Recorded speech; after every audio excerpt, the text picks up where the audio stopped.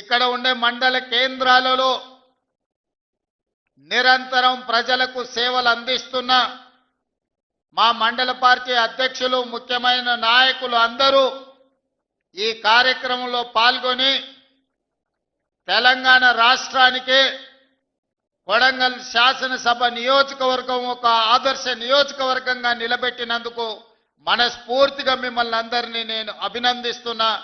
మీ అందరికీ ధన్యవాదాలు తెలియజేస్తున్నా. నేను ఎక్కడున్నా ఏ కార్యక్రమంలో ఉన్నా మిమ్మల్ని అందరినీ నిత్యం గమనిస్తూ మీకే సమస్య వచ్చినా అందుబాటులో ఉండి మీ సమస్యల్ని పరిష్కరించడానికి మా సోదరుడు తిరుపతి రెడ్డి గారిని మీకు అందుబాటులో పెట్టి నిరంతరం ఇక్కడ వచ్చే ప్రతి చిన్న సమస్యను కూడా పరిష్కరించడానికి మా కుటుంబం నుంచే ఒకరిని ప్రత్యేకంగా కేటాయించడం జరిగింది. ఏ పదవి లేకపోయినా ఈ ప్రాంత ప్రజలు 2009లో నన్ను ఆశీర్వదించి శాసనసభకు పంపిస్తే ఈనాడు తెలంగాణ రాష్ట్రానికి ముఖ్యమంత్రినై కొడంగల్ గడ్డ మీద నుంచి నిలబడి తెలంగాణ రాష్ట్రానికి నాయకత్వం వహిస్తున్నామంటే ఈరోజు నిండు మనసుతో మీరు ఆశీర్వదించి మీ గుండెల్లో పెట్టుకొని మీ భుజాల మీద మోసిండ్రు కాబట్టే ఇంత పెద్ద పదవి ఇంత గొప్ప అవకాశం నాకు దక్కిందని నేను భావిస్తున్నా. మిత్రులారా, చాలా మంది సర్పంచులు సమస్యల గురించి నాతో చెప్పాలని చాలా వరకు సమస్యల పరిష్కారానికి నిధులు మంజూరైనా ఇంకా సమస్యలు ఉన్నాయి. మేము ఎంతో ఆశ పెట్టుకున్నాం మీరు అండగా నిలబడతారని ఇప్పుడు ముఖ్యంగా మహిళా సర్పంచులు నా దృష్టికి తేవడం జరిగింది.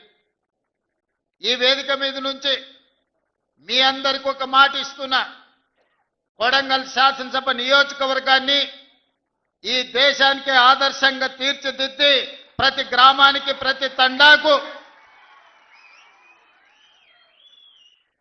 రోడ్లు పూర్తి చేయడమే కాకుండా గుడి బడి తాగడానికి నీళ్లు, పేదవాళ్లకు రేషన్ కార్డులు, ప్రతి పేదవాడికి సన్న బియ్యాన్ని అందుబాటులోకి తెచ్చి ప్రతి పేదవాడికి ఇందిరమ్మ ఇల్లు ఇచ్చి ఈ ప్రాంతంలో చదువుకునే పిల్లలకు చదువుకోవడానికి అన్ని అవకాశాలు ఈ ప్రాంతంలో తీర్చిదిద్దుతాం.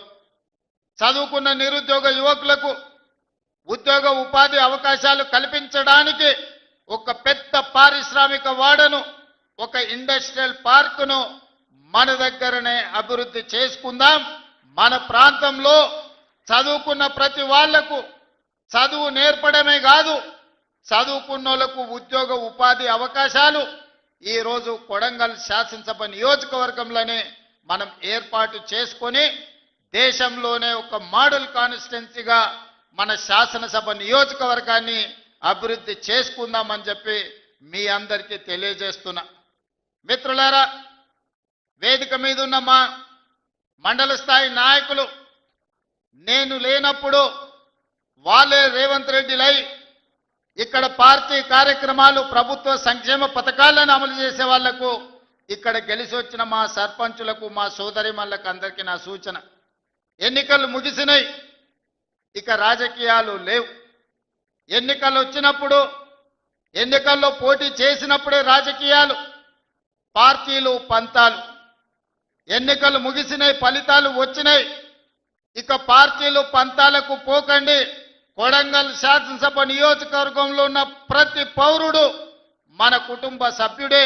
ఈరోజు రాష్ట్రానికి నాయకత్వం వహిస్తున్న మనము వివక్ష చూయించొద్దు, అందరినీ కలుపుకొని పోదాం, అందరినీ కుటుంబ సభ్యులుగానే భావిద్దాం.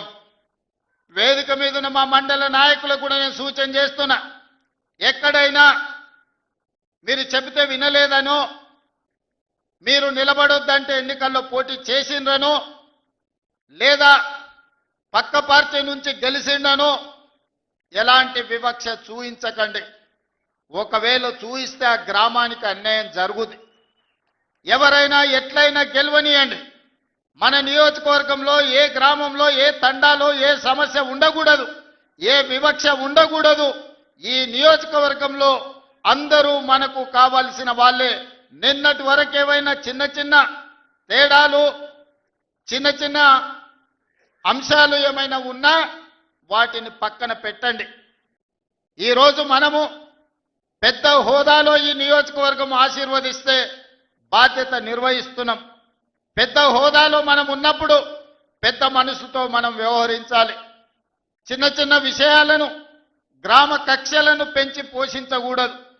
గ్రామ కక్షలకు వ్యతిరేకంగా గ్రామాల అభివృద్ధికి పాటు పడే విధంగా ప్రతి గ్రామానికి, ప్రతి తండాకు రోడ్డు, గుడి, బడి, నీళ్ల ట్యాంకు, చదువుకోవడానికి పిల్లలకు విద్య, వైద్యాన్ని అందించి ఈరోజు మనము ఉన్నతమైన నాణ్యమైన సేవలను ఈరోజు మనం ప్రజలకు అందించాలి. ఈరోజు నేను ఒకవేళ సమయం పూర్తి స్థాయిలో మీ దగ్గరికి రాలేకపోయి ఉండొచ్చు, కానీ నాకు తెలియని విషయం లేదు.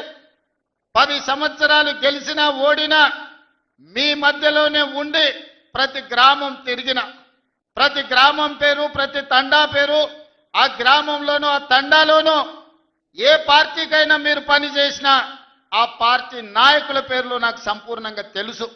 అందుకే 2009 నుంచి 2023 వరకు ఎక్కడ నిలబడ్డా, ఎక్కడ గెలవడానికి అవకాశం ఉన్నా మళ్ళీ ఇక్కడికే వచ్చి మీ మధ్యలోనే ఉండి ఇక్కడే ఎందుకు పోటీ చేసినా అంటే ఇది నా కుటుంబము, ఇది నా సొంత ప్రాణంతో సమానము. అందుకే కొడంగల్ శాసనసభ నియోజకవర్గం నుంచే తిరిగి ఎన్నికల బరిలో దిగిన. 2018లో కుట్ర జరిగి